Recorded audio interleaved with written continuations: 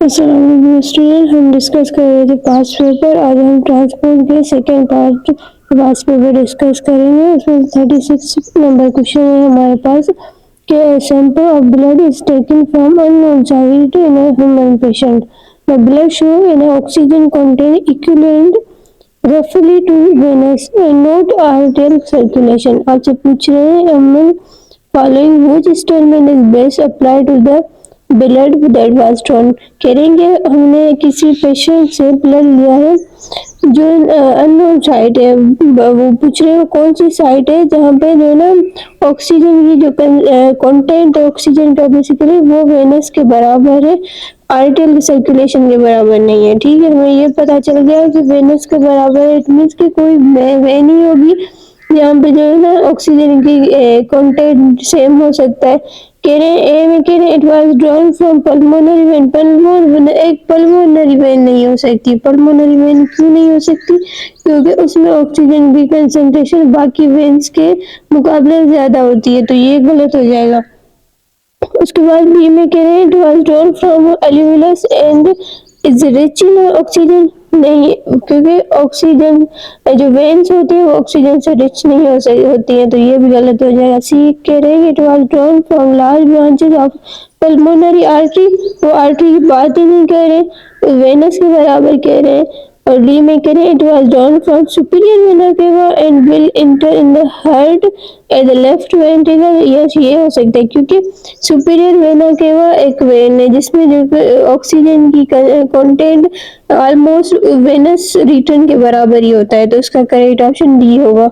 ई में कह रहे हैं it was drawn from ventricle and will leave the heart. Iota में नहीं हो सकता क्योंकि आयोटा में सबसे ज्यादा कंसंट्रेशन होती है ऑक्सीजन की, और ये एक आर्टरी है तो ये नहीं हो सकती।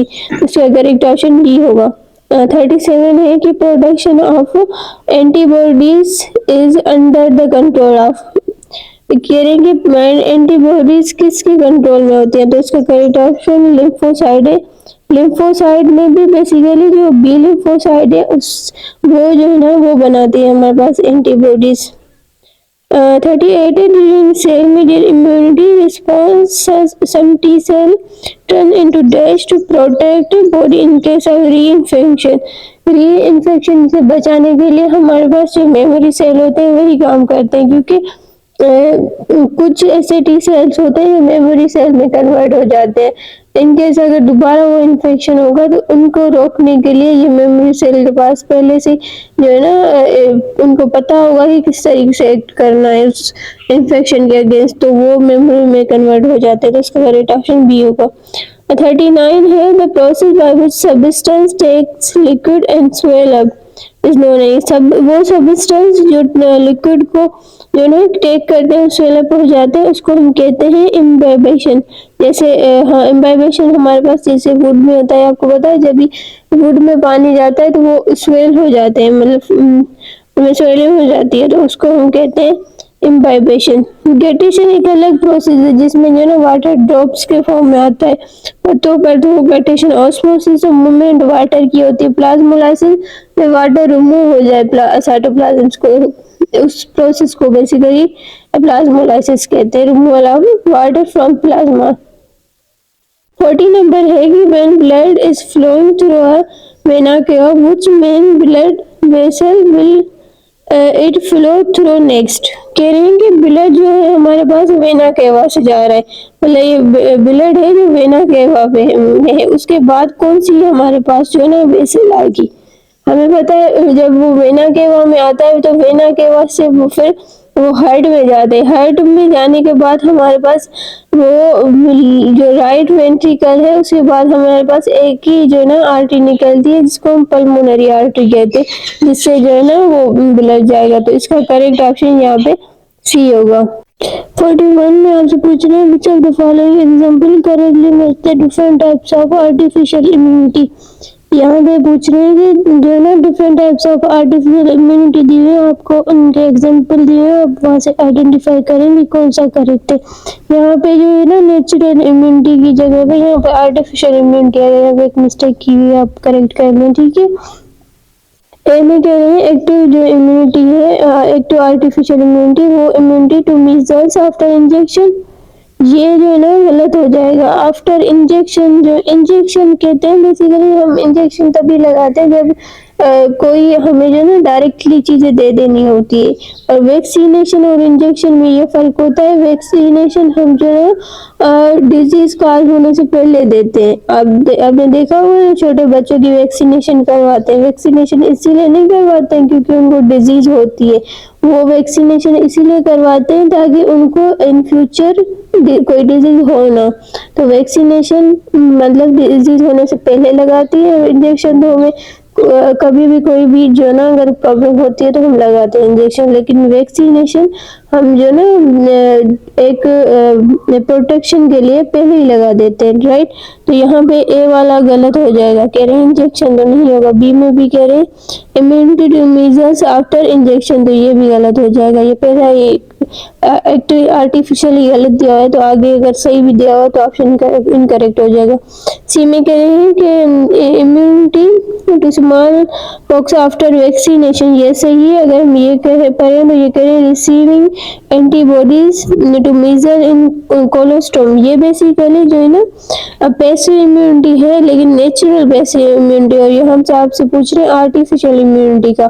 तो आर्टिफिशियल इम्यूनिटी में बेसिकली जो है ना कोलोस्ट्रोम नहीं आया। कोलोस्ट्रोम बेसिकली एक नेचुरल इम्यूनिटी है जो मदर फीडिंग से मिलता है बच्चे को, तो ये भी गलत हो जाएगा। डी में कह रहे हैं कि immunity to smallpox after vaccination, ये भी बिल्कुल सही है। और receiving antibodies to tetanus by injection, ये भी सही है। तो इसका करेक्ट ऑप्शन यहाँ पे डी हो जाएगा। Closing of stomata is greatly influenced by, तो ये कंसंट्रेशन ऑफ पोटेशियम आयन की वजह से होता है।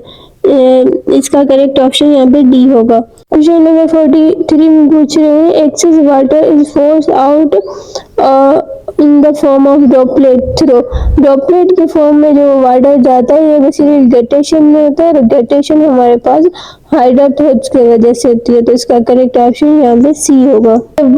WBC is picking up foreign bodies from the blood stream in the form in the example of, ये कह रहे हैं कि हमारे पास जो है ना ब्लड स्ट्रीम में WBC फॉरेन पार्टिकल्स को ले जा रहे हैं, तो उस प्रोसेस को क्या कहते हैं?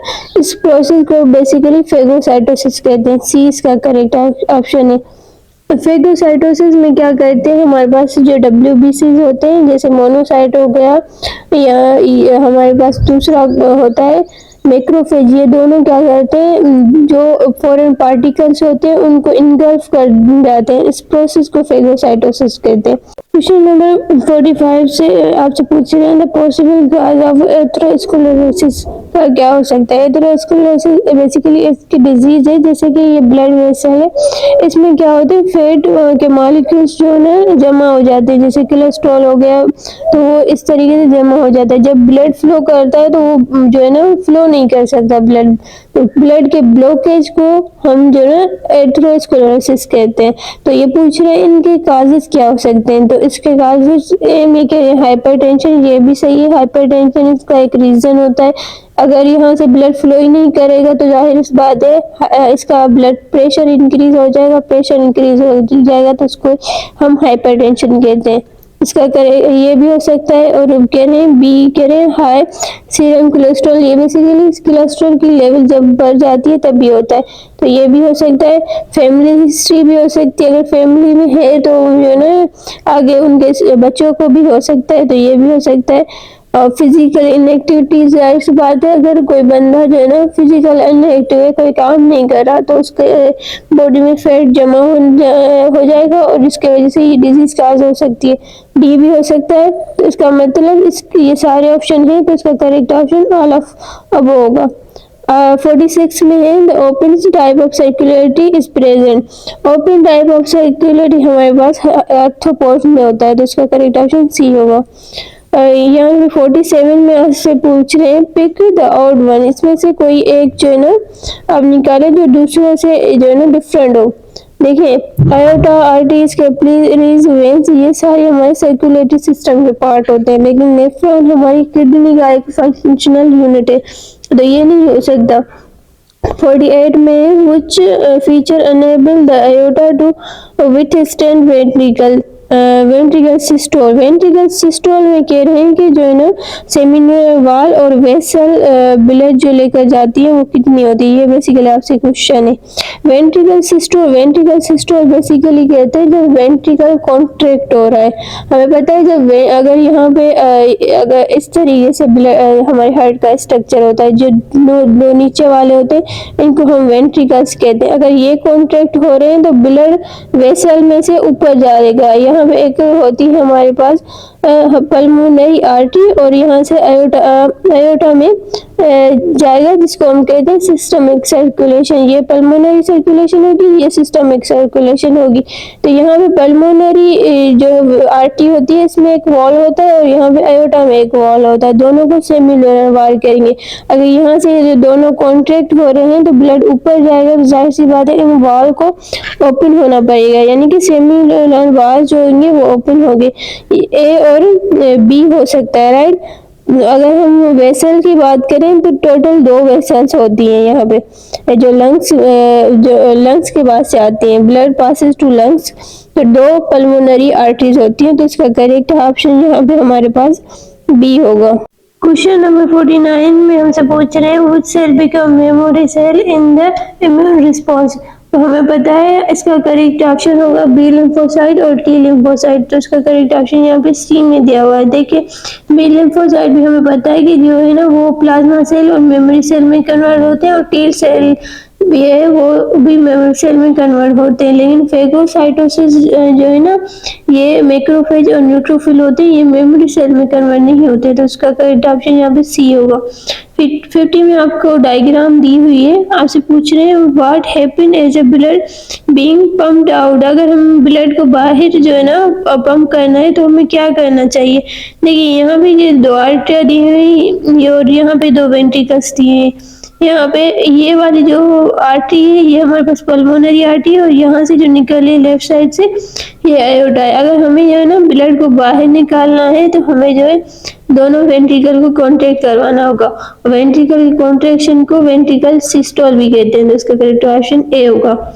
51 है कि the wall present between the left article and left ventricle इस कॉल्ड। कह रहे हैं लेफ्ट जो हमारे पास आर्टिकल है और लेफ्ट वेंट्रिकल के बीच में जो वाल होते हैं उसको क्या कहते हैं, तो हमें उसको बाइकस्पिड कहते हैं। तो यहाँ पे 20 का करेक्ट है। 52 में आपसे पूछ रहे हैं all of the following protect the body against the entrance of germs accept.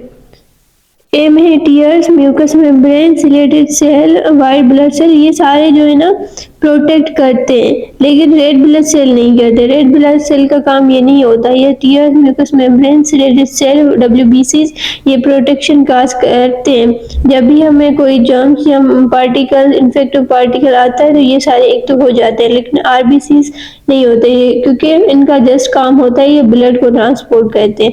53 है कि humoral immunity is carried by special group of cell called. Humoral immunity basically जो है ना इम्यूनिटी होती है हमारे पास अगेंस्ट बैक्टीरिया के, तो ये बी सेल करवाते हैं। इसका करेक्ट ऑप्शन ए है। 54 में आपको डायग्राम दी है, आपसे पूछ रहे हैं इनमें से एक्टिव ट्रांसपोर्ट कौन सा है। इसको कवर करने के लिए पहले आपको ये चीज समझनी होगी। यहाँ पे जो ये इस तरीके से दिया हुआ है सर्कल लाइक, ये वाटर को शो कर रहा है, और जो ये डॉट दिए हुए हैं इस तरीके से डॉट दिए हुए हैं, ये डॉट बेसिकली जो है ना वो इसको सॉल्यूट को शो कर रहे हैं, ठीक है। अब देखिए ए फिगर में हम देखें कि वाटर जो है ना इनसाइड ज्यादा है और बाहर कम है, और वाटर की मूवमेंट एरो के हिसाब से इनसाइड से आउटसाइड जा रही है। तो ये एक डिफ्यूजन है, ये जो है ना एक्टिव ट्रांसपोर्ट नहीं है, पैसिव ट्रांसपोर्ट है। बी में है, बी में अगर आप देखें तो बाहर वाटर ज्यादा है अंदर जा रहा है, इट मीन्स ये भी एक्टिव ट्रांसपोर्ट नहीं है। अगर सी में हम देखें, देखिए यहाँ पे 1-2 मॉलिक्यूल्स है वाटर के, लेकिन यहाँ पे बिल्कुल नहीं है। इसके हिसाब से वाटर इनसाइड से आउटसाइड जा रहा है, तो इट मीन्स ये भी डिफ्यूजन है, ये भी जो है ना वो हमारे पास एक्टिव ट्रांसपोर्ट नहीं है। डी में अगर आप देखें, डी में सोल्यूट के हिसाब से दिया है आपको। यहाँ पे जो है रूट हेयर सेल्स हैं, इसमें सोल्यूट पहले ज़्यादा है और यहाँ पे जो हमारे पास मिनरल्स है हमारे पास अर्थ में यानी ज़मीन में वो कम है, लेकिन वहाँ से जो है ना हमारे पास यहाँ पे रूट हेयर के थ्रू वो सेल के अंदर लेकर जा रहे हैं मिनरल्स को। तो जाहिर सी बात है अगर पहले से यहाँ पे मिनरल्स कम है और यहाँ पे ज़्यादा है तो वो कम से ज्यादा की तरफ लेकर जा रहे हैं। इट मीन ये वाला जो है ना ये एक्टिव ट्रांसपोर्ट है, तो इसका करेक्ट ऑप्शन यहाँ पे डी हो जाएगा। उसके बाद 61 नंबर क्वेश्चन है the only when in human body carrying oxygenated blood. हमारे पास एक ही वेन है जो सिर्फ ऑक्सीजनेटेड ब्लड को कैरी करती है, बाकी सारी वेन जो है ना डीऑक्सीजनेटेड को कैरी करते हैं, तो ये पल्मोनरी वेन है, बी इसका करेक्ट है। 62 में आपसे पूछ रहे हैं the cells which play very important role in developing immunity. Immunity में जो सबसे ज्यादा इम्पोर्टेंट रोल होता है वो हमारे लिम्फोसाइट का होता है, क्योंकि देखिए लिम्फोसाइट पे जो है ना फिर हेल्पर टी सेल बनाते हैं, जैसे टी सेल बनाते हैं, बी सेल बनाते हैं, बी सेल पूरी इम्यूनिटी को कवर करते हैं, टी सेल जो होते हैं वो सेल इमीडिएट इम्यूनिटी को कवर करते हैं पूरा। अब ये सारी जो है ना लिम्फोसाइट का काम होता है, मैक्रोफेज और न्यूट्रोफिल का भी रोल होता है लेकिन इतना नहीं होता जितना हमारा बस लिम्फोसाइट का होता है। तो इसका करेक्ट ऑप्शन आपसे जो है ना सी होगा। वो पूछ रहे हैं वेरी इंपॉर्टेंट रोल, तो वेरी इंपॉर्टेंट रोल हमारे पास लिम्फोसाइट का होता है। 63 नंबर है विच of the following blood vessel have highest pressure of blood. कह रहे हैं कौन सी ऐसी वेसल है जिसमें सबसे ज्यादा प्रेशर होता है। हमको पता है सबसे ज्यादा प्रेशर अयोटा में होता है, क्योंकि इसको सिस्टमिक सर्कुलेशन करवानी होती है। ये एक ऐसी वाहिद वेसल होती है जो पूरे बॉडी को ब्लड ट्रांसपोर्ट करती है, तो इसमें प्रेशर भी जाहिर सी बात है ज्यादा होगा। इसका करेक्ट ऑप्शन ए होगा। उसके बाद 64 है auto immune disease act at the principle. Auto immune basically हम कहते हैं सेल्फ अगेंस्ट सेल्फ को, तो ये ऑप्शन हमारे पास सी में दिया हुआ है। ऑटो का मतलब होता है अपने आप के जो ना अगेंस्ट कोई चीज करे। और 65 में है in human heart left आर्टियम receive. Left आर्टियम इस तरीके से अगर हमारी हार्ट होती है तो कह रहे हैं यहाँ पे जो लेफ्ट आर्टियम है यहाँ ये क्या रिसीव करता है, हमें पता है ये पल्मोनरी वेन को रिसीव करता है ऑक्सीजनेटेड ब्लड को। उसके बाद हमारे पास 66 है कि एंटीबॉडीज आर मैन्युफैक्चर्ड। एंटीबॉडी कैसे बनती है वो ये रिपीट हो रहा है question. B lymphocyte, B lymphocyte ही बेसिकली हमारे पास जो है ना एंटीबॉडीज बनाते हैं। 67 है the phase in which bicuspid and tricuspid open. कह रहे हैं कि वो कौन सा फेज है जहाँ पे बाइकास्पिड और ट्राइकास्पिड ओपन है और सेमिलुनार वाल जो है ना वो क्लोज हो रहे हैं। तो और वो जो है ना प्रोड्यूस हो रही है सेकेंड डब साउंड प्रोड्यूस हो रहा है। तो आप बताएं ये कौन सा फेज होगा। देखिए इस तरीके से अगर हमारे हार्ट का स्ट्रक्चर है, यहाँ पे जो है ना बाइकास्पिड और ट्राइकास्पिड वाल होते हैं, राइट। अगर कह रहे हैं कि ये ओपन है, अगर ये ओपन है तो ब्लड इनसाइड इस तरीके से आएगा, और यहाँ पे जो हमारे पास आर्टरीज होती हैं जो वेंट्रिकल से निकल रही होती हैं, ये कह रहे हैं इनके जो यहाँ पे वाल सेमिलुनर वाल होते हैं ये क्लोज हैं, ठीक है। और यहाँ पे जो वाल है बाइकास्पिड ये ट्राइकास्पिड ये दोनों ओपन है। तो ये किस कंडीशन में होगा, जाहिर सी बात है जब वेंट्रिकल रिलैक्स होंगे, जब इनकी फिलिंग हो रही होती तभी ये चीज होगी।